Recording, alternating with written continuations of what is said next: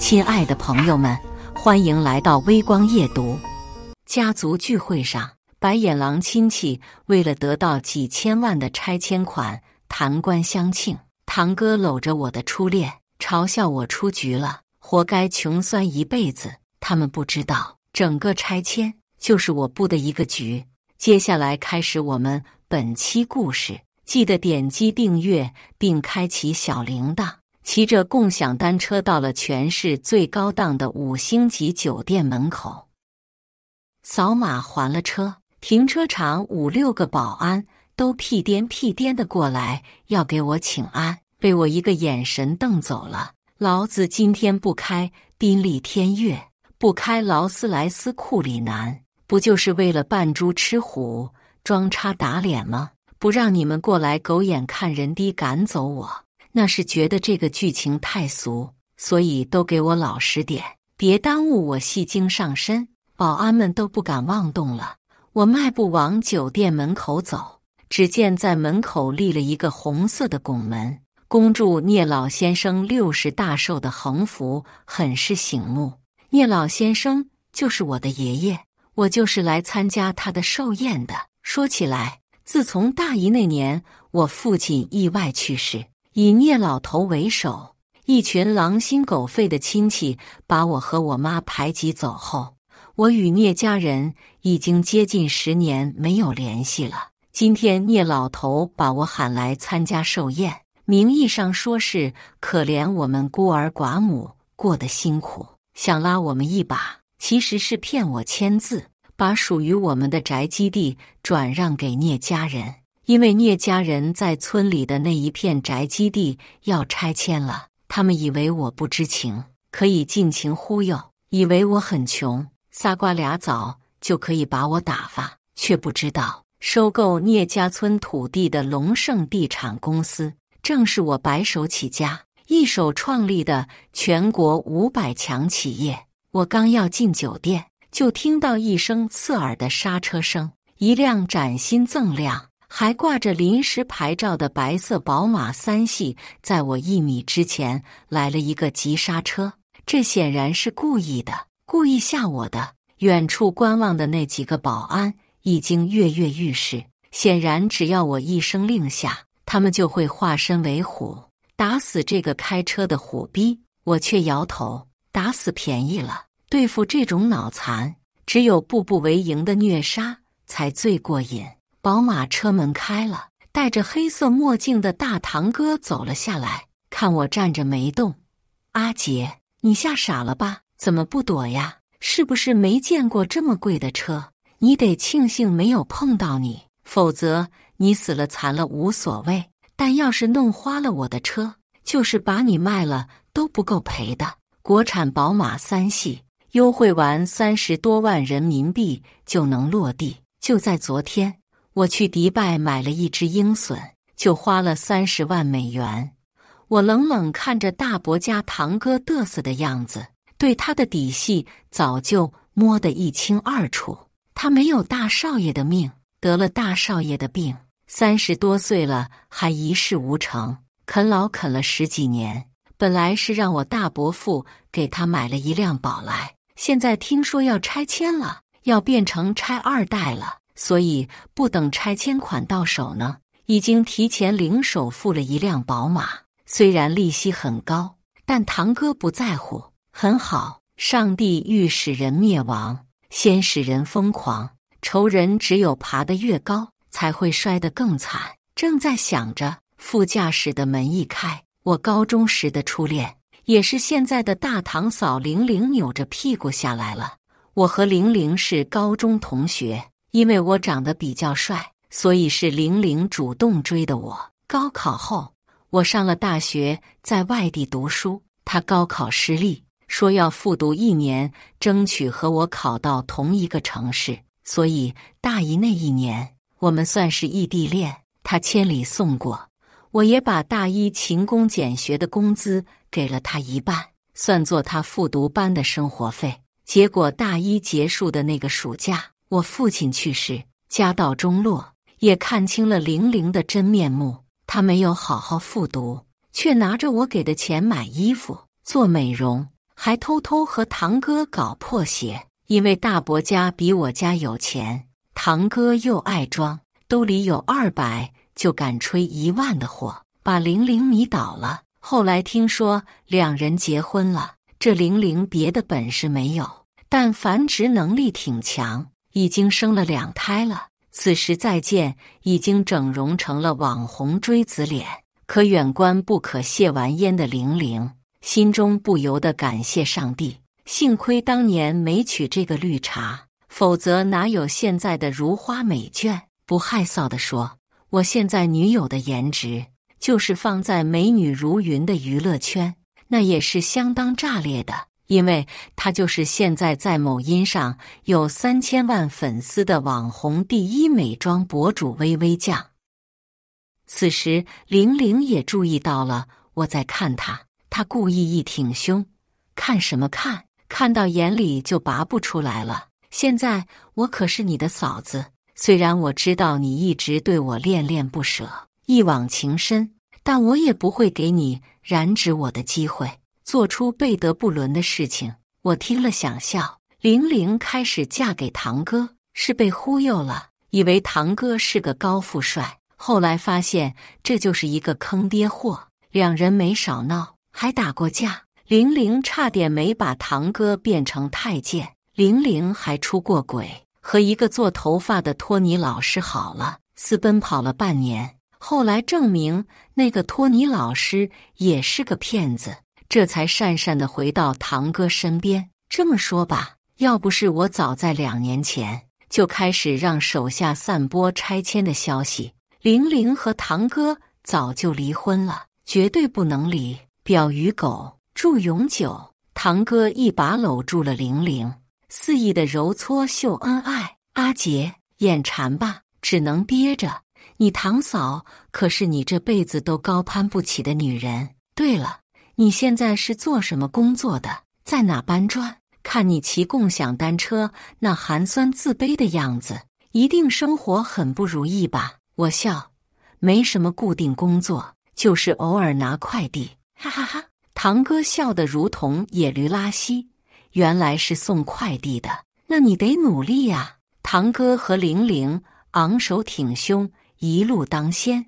我跟着一起进了吃饭的豪华包间，爷爷、奶奶、大伯父、大伯母、二伯父、二伯母都已经到了。这些人有一个算一个，都是我的仇人。几十年前的时候，农村人家都很穷，爷爷奶奶生了老大、老二，等到我爸这个老三出生的时候，实在是养不起了，就把我爸送人了。10几年不闻不问，我爸在养父母家过得也不好，很苦，在歧视和打骂中长大的。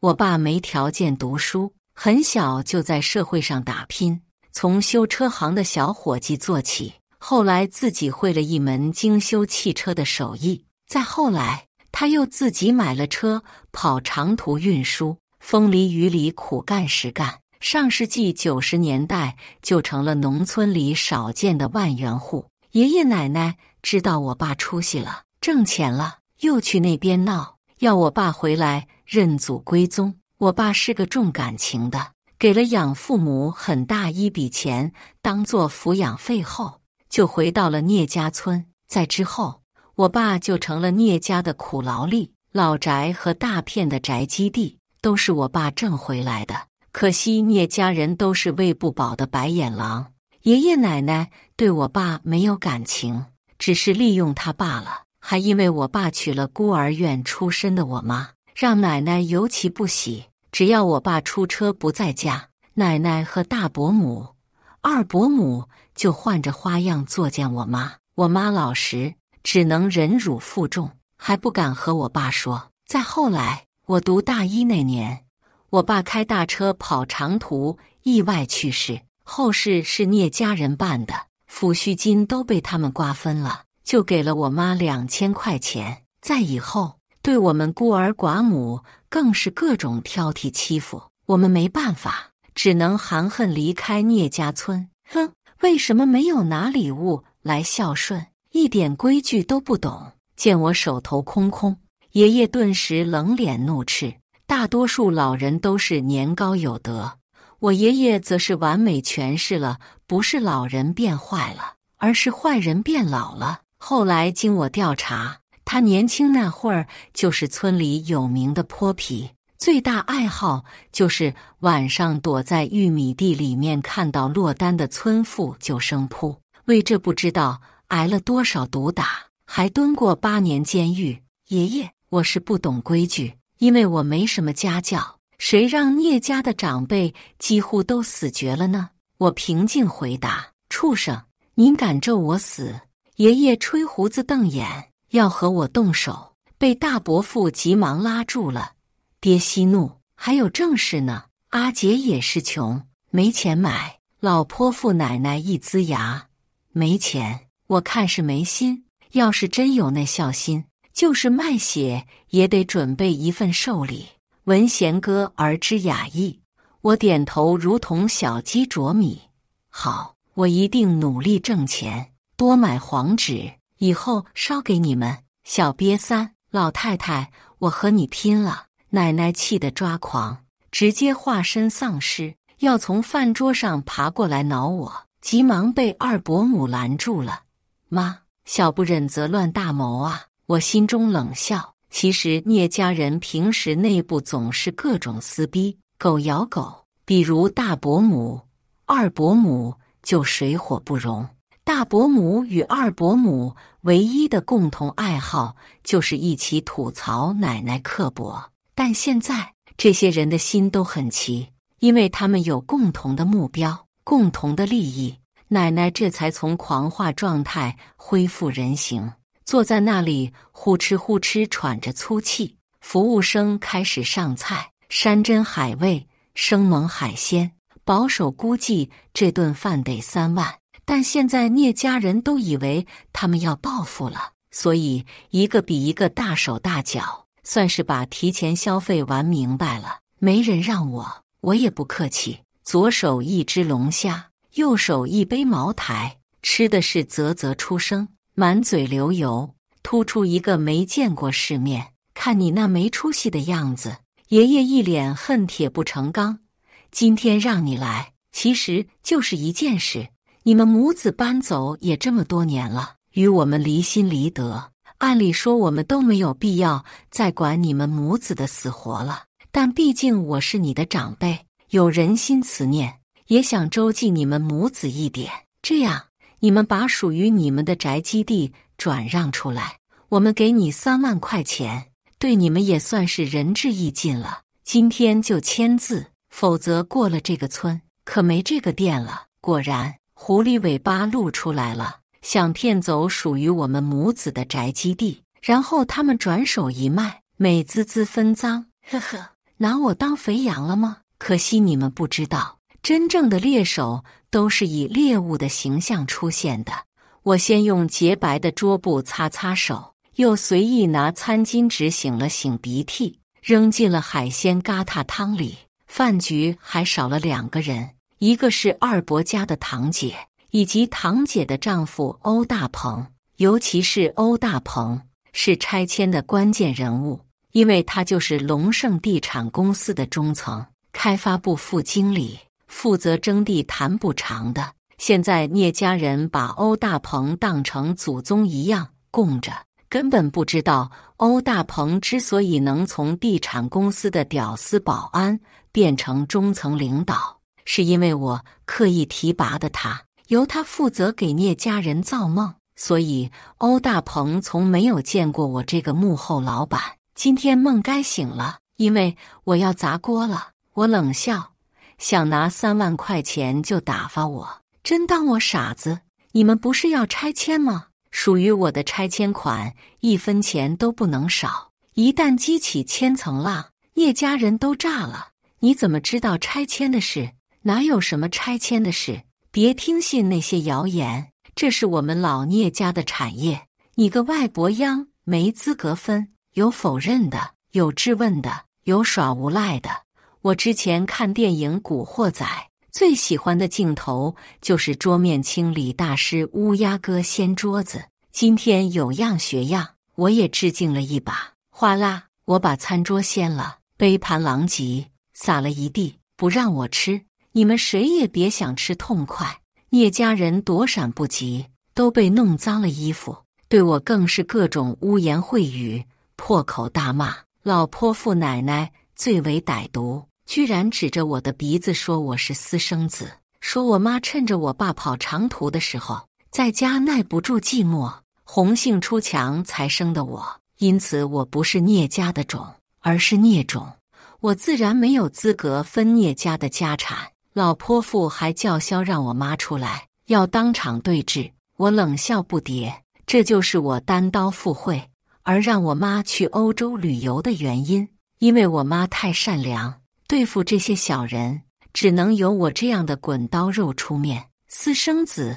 我忽然一个大跳，蹦到了老泼妇的身边，从身上取出来一个大号的注射器针头，就是农村兽医给老母猪注射用的那种大号针头，直接扎进了老泼妇的胳膊，一吸一拔啊！在老泼妇撕心裂肺的喊叫声中，我已经抽出了一大管鲜血。你干什么？杀人呢？不许欺负我家老婆子！虽然爷爷从年轻时就是个家暴男，但现在和我装起了宠妻人设。杀人？不是说我是私生子吗？我们做亲子鉴定啊！我晃着那管血，我要是私生子，我自杀，你们把我挫骨扬灰我都没有怨言。要是奶奶你信口雌黄，满嘴喷粪，你就投粪坑而死怎么样？我会收藏你的骨灰，回家冲马桶当洁厕灵用。聂老太太被我唬得一愣一愣的，怂了，不敢再逼逼了。就在此时，堂姐夫欧大鹏和堂姐联袂而入。欧大鹏看着屋里的混乱，就是一皱眉：怎么这么乱？成何体统？以我现在的身份，让我待在这么脏的地方，不是亵渎吗？他开始装叉了。现在这位在龙盛地产公司担任中层的女婿欧大鹏，可是聂家人的活祖宗。于是大伯、二伯的家人急忙过去赔不是。堂哥和玲玲喊来了服务员收拾残局，又新换上了一桌宴席，又把欧大鹏安排到了首位，比爷爷的位置还高，辈分还大。然后爷爷奶奶添油加醋，把我的忤逆不孝大肆渲染了一通。核心意思就是希望欧大鹏向我施压力，希望我知难而退。欧大鹏很得意，一脸嚣张得意又作死的样子。他本来是二伯父家的上门女婿，天天给丈母娘和老婆端洗脚水的跪舔奴才货。因为没钱、没背景、没学历，所以只能当保安，还因为小偷小摸被辞退多次，妥妥的人类低质量男性。结果2年前摇身一变，从龙盛集团的保安连升10几级，成了开发部的副经理，所以在家里的地位水涨船高，鸟枪换炮，翻身农奴把歌唱。现在对聂家人统统是呼来喝去的嚣张模样。装叉一旦成了惯性，就和撒欢的骡子一样容易搂不住。现在欧大鹏又要对我装叉了，根本不知道我才是龙盛地产的大老板，让他飞黄腾达的大贵人。欧大鹏撇着嘴：你也想分一杯羹？哼哼，白日做梦！告诉你，乖乖把你的宅基地让出来，大爷我还能赏赐你点残羹剩饭。你要是贪心不足的话，信不信我一句话让你的那几亩地一文不值？这次拆迁补偿由我主持，我的话就是规矩。告诉你，我在龙盛地产一手遮天，董事长对我贵人相助，我要弄死你，就像是弄死一只蚂蚁那样简单。欧大鹏说完，聂家人一片的宋词如潮彩虹屁。姑爷威武，姑爷霸气，牛逼 plus！ 阿杰，你觉悟吧，你玩不过我们的。堂姐是这群人中最得意的一个，正在口沫横飞地吹嘘自己挑男人的眼光，吹嘘自己10几年前欧大鹏还猪狗不如的时候，他就已经慧眼识人，看出了他的潜龙在渊，不是狗尿苔，而是狗头金。忽然滴的一声，堂姐手机收到了一条信息，她拿起来看了一眼，脸色大变，扑过去冲着欧大鹏又抓又挠，说：“和你拍床照的小妖精是谁？居然敢偷吃！对不起我，老娘和你拼了！”信息是我让人给堂姐发的。欧大鹏这小子穷人乍富，小人得志，很快就饱暖思淫欲了。我为了怕他找不到门路，特意要求行政部给欧大鹏配了一辆玉皇大帝凯迪拉克。他果然老马识途，成了好几家会所的常客。欧大鹏被抓了一脸血，换做之前，欧大鹏要是出轨，不用堂姐出手，二伯母就能阉了他。但现在以二伯母为首，聂家人冲上去，齐心协力保护欧大鹏，纷纷训斥堂姐不懂事。男人玩玩怎么了？逢场作戏。对呀，大鹏工作那么辛苦，享受享受很正常。男人要成功，必须裤带松。玲玲一边玩弄着鲜艳的手指甲，一边阴阳怪气：“堂姐，你也得检讨检讨自己。男人都花心，所以我们女人就得努力一点，不能把自己变成黄脸婆，不然留住了人，也留不住心。你应该和我一样，活得精致一点，不要那么糙。”堂姐气得想和玲玲厮打，已经被二伯母拉住。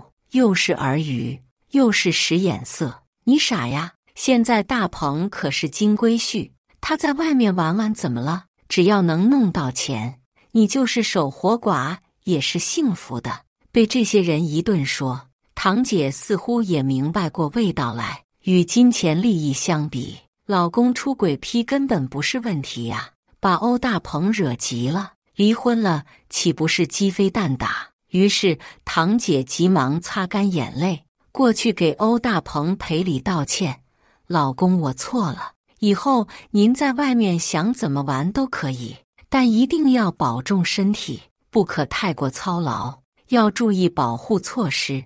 万一外面的妹妹怀孕了，臣妾可以去给妹妹伺候月子。”解决了欧大鹏与堂姐的夫妻矛盾后，聂家人一致对外。在欧大鹏的威逼利诱下，我忍辱负重，签署了宅基地转让协议。因为我不识抬举，所以原来许诺我的3万都不给了，转让费改成了3000，还分10年支付，每年给我300，按月汇款，每个月汇款25元。主打一个就是要把我恶心死，然后我就被赶走了。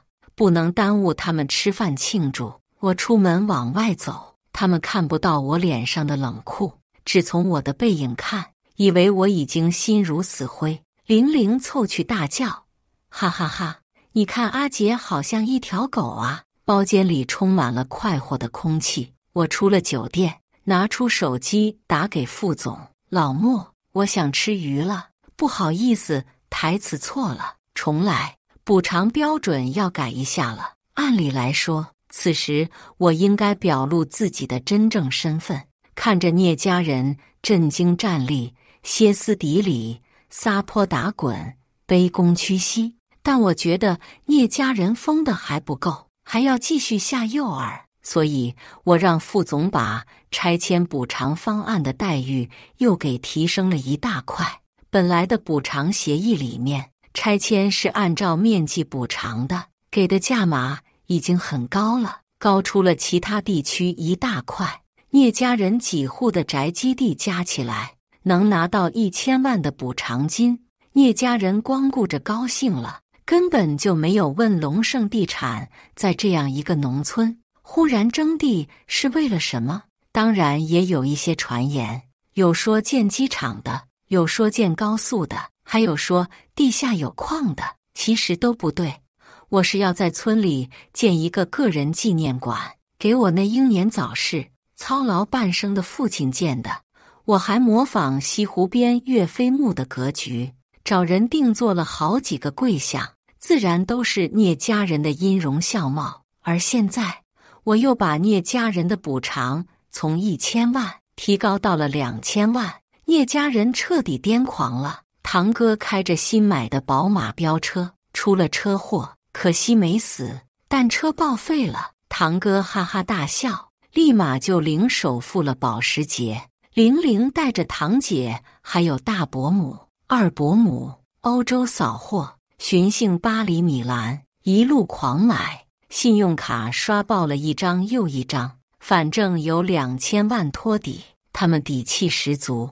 玲玲刚刚回国，就又收到了一个大喜讯，她一直想当网红，之前在网上卖弄风骚，可是没有什么效果。现在忽然接到了第一网红美妆博主微微酱的橄榄枝，说她天生丽质，骨骼惊奇，让玲玲当她的主播助手。此时玲玲觉得自己不差钱了，所以更加渴望声名，立马屁颠屁颠的去面试，根本不知道微微酱是我的现女友，把玲玲当情敌看的。玲玲这纯属于自投罗网，肉包子打狗了。我本以为微微酱会捉弄玲玲一番，比如让她左手牵着哈士奇，右手带着百达翡丽出镜，取婊子配狗，天长地久的美好寓意。没想到微微酱比我还狠，她见到了玲玲后，先是大家赞美了一番，让玲玲飘飘然，然后就说：但是你的脸吧，还稍微有些瑕疵，考虑医美吗？就是会贵一点，但女人呢，就是要对自己好一点，也狠一点，钱要花在刀刃上。玲玲深以为然，觉得自己的脸就是刀刃，因为她之前就整过好几次了，属于医美的拥趸。于是在微微酱的引导下，一头踏上了过度整容的不归路。整容这个东西有2个最大的副作用，一是浪费钱，二是容易沉迷，容易用力过猛，搞成僵尸脸、大小眼，不会笑，皮松肉跳，最后脸直接崩了，整容变成了毁容。不得不说，还是女人对同类下手更狠啊。欧大鹏又给聂家带去了新消息，拆迁方案又变了，不按照面积了。聂家人勃然大怒，这2年他们一直以为按照面积补偿，所以为了多得补偿款，不但在空地上拼命多建房舍，不只是人住的，还弄了3个猪圈、4个狗哦，还把田地里的玉米、小麦都拔了，换成了树苗，因为树苗的补偿比粮食贵，还有逼我和我妈让出宅基地，结果现在不按面积了，按照人口了。聂家人当然愤怒了，甚至都打算到公司门口闹事抗议了，还让欧大鹏帮着想办法。欧大鹏在公司就是一个完全的工具人，所谓的开发部副部长。为了避免他见到我影响打脸虐渣计划，所以我让人在欧大鹏最爱玩的会所边上租了一间办公室给他办公，其实就是把他发配出去了。他对公司的政策只有传达权，没有建议和决定权。欧大鹏爱装叉，不敢说出自己在公司的真正地位，所以也是心急如焚。因为要是赔偿少了，他也是受了很大的损失。本来以他这样的身份，是要在以后的分赃中拿大份的。正在聂家人无能狂怒的时候，局势又变了。因为按照第3次修改的补偿方案，虽然不按照面积补偿了，但按照人口补偿，每人补偿200万，一口价，不打折，童叟无欺，爷爷、奶奶、大伯、大伯母、二伯、二伯母、堂姐、姐夫、堂哥、玲玲，还有玲玲的2个孩子，一共12口人，每人200万。也就是2400万，比之前按照面积补偿还多了400万，爽！聂老头子一高兴，上树了；聂老太太一兴奋，窜稀了。欧大鹏狐假虎威，回来吹嘘说这个标准改变是他争取来的，表示多出的那400万至少他分一半。聂家其余人虽然心里面舍不得，但也不敢违逆。我冷眼旁观这些小人的谈官相庆，觉得差不多了，该收网了。于是聂家人还没等脸上狂喜的表情消失，就听到了拆迁政策再一次有了变化，还是按照人口实施补偿方案，还是每个人补偿200万，但对户口的时间却有了规定，只截止到2年前。拆迁风声传出来的那一天，很多农村人都因为工作调动、上大学、结婚等原因，会把户口从农村迁到城市。比如聂家人里面，受到影响最大的就是堂哥和堂姐2家。堂哥和堂姐的户口很早就从村里面迁走了，连带着他们结婚时玲玲的户口、玲玲生下2个孩子的户口也都是城市户口。相应的，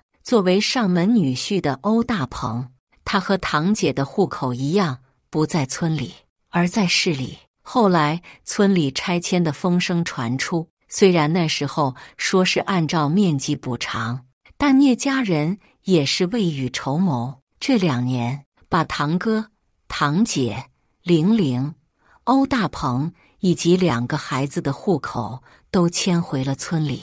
他们自以为聪明，其实是故作聪明，因为在最新一版的补偿方案里面明文规定了，只有2年前户籍就在村内的人员才有资格享受拆迁补偿，后来突击迁徙户口的一律不承认。聂家这6口人没资格分钱。虽然从目前来看，聂家还剩下了6个人，还能得到1200万的赔偿款，但人就是这样的，贪心不足，比起得到了什么，更在意失去了什么。他们个个痛心疾首，如丧考妣，痛苦哀嚎，失去了1200万。就在此时，一个高人出现了。高人敏锐地发现了政策里有一个漏洞，当然，这是我故意留下的漏洞，就是说，我的户口限制只针对那些2年之内回迁的户口，却不限制新生儿和婚姻投靠。就是说，在这2年中，新出生的婴儿以及因为婚姻关系迁进来的伴侣子女，不受时间限制，一样可以享受拆迁补偿。这就给聂家人留了一个可以钻空子的机会。他们现生孩子是来不及了，但可以婚姻投靠啊！聪明的聂家人想出了毁3观的操作：大伯母与大伯父离婚，二伯母与二伯父离婚，堂哥与玲玲离婚，堂姐与欧大鹏离婚，大伯父与玲玲结婚，欧大鹏与二伯母结婚，玲玲与欧大鹏都属于婚姻投靠，拿到户籍，这样玲玲和欧大鹏就可以拿到征地赔偿款了。同时，本来玲玲与堂哥生的2个孩子，也就是我大伯的亲孙子，摇身一变成了大伯的继子，他们的户口也有资格拿钱了。真是一个高明的主意。他们本以为这种事情只是权宜之计，等到拆迁款到手后再离婚，各回个家，各找个妈。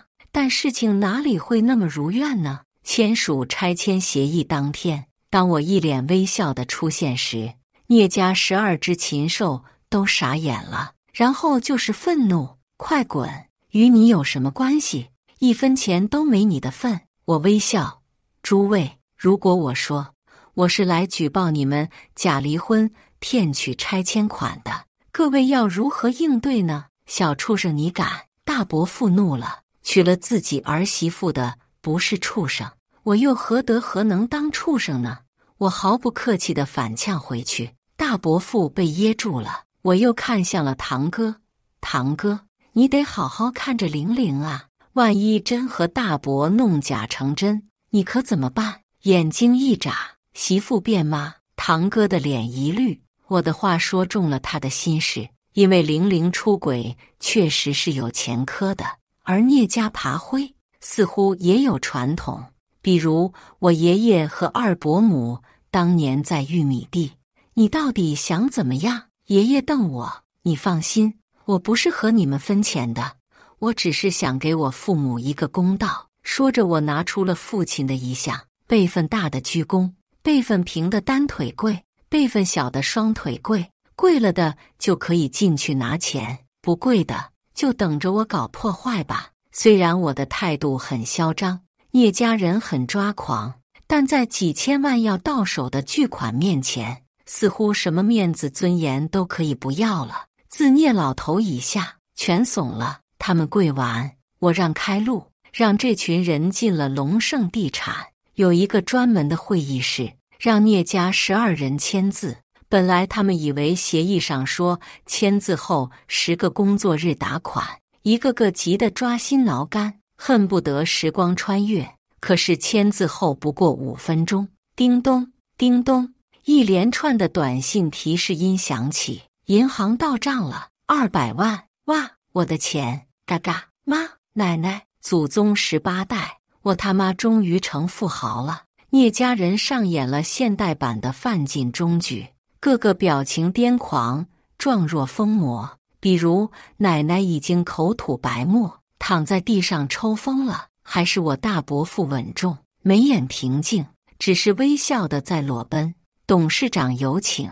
我的贴身秘书过去招呼聂家12个废材，还是欧大鹏先冷静了下来。他蒸了蒸衣服，制止了周围人的喧嚣，把这群飞禽走兽都带到了董事长的办公室。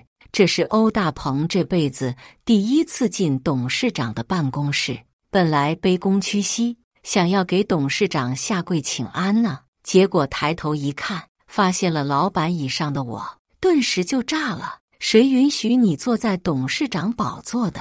给我滚下来！欧大鹏还想过来动手，我高薪雇佣的保镖终于有了用武之地。唰唰，4个5大3粗的保镖从4面8方冲出来，有的抱摔，有的擒拿，有的反关节，有的抠裤裆，瞬间就把欧大鹏给拿下了。董事长，是淹了还是炸了？他们向我请示。你是董事长？聂家人齐声震惊，像是看到了外星人。铺垫了那么多，今天终于谜底揭晓了。我长出了一口气，盯着这些山猫野兽，我就站在你们面前，看看我几分像从前。知道了我的身份后，这些人开始还继续和我装叉。我钱都收了，你还想要回去吗？休想！爷爷一副老守财奴的丑陋嘴脸，其余的人也都是一副宁死不屈的德行。咬定了他们与公司签协议了，不能反悔。知道为什么本来10个工作日到账，你们5分钟就收到款项了吗？我阴阴的笑，那是因为我得固定证据啊。只要你们拿到了钱，我们公司的法务才能起诉你们诈骗罪啊。以你们拿到的钱，死刑未必，无期妥妥的呀。此言一出，大伯母白眼一翻，已经吓昏了过去。董事长，我是无辜的呀，我是身在曹营心在汉的无间道啊。正因为我早就看不惯聂家人的作为，这才出轨的，饶了我吧。欧大鹏挣扎着要和我道歉，可我还是喜欢他之前桀骜不驯的样子。爱郎，我是爱你的呀。玲玲不甘人后，也冲上来对我献媚，我们复合吧，我知道你还是爱我的，我马上和你堂哥那个窝囊废离婚，2个野种溺死，我们再也不分开了。没等我表态，堂哥已经一个耳光打过去。贱人！玲玲捂着脸，打我，你也配？实话告诉你吧，2个孩子，一个是托你老师的，一个是村东老王的，和你没1毛钱的关系。你别想束缚我的自由，打扰我的幸福。说完又对我继续卖弄风骚。爱郎，复合吧，我特别好生养，我给你生孩子好不好？不好，我摇头。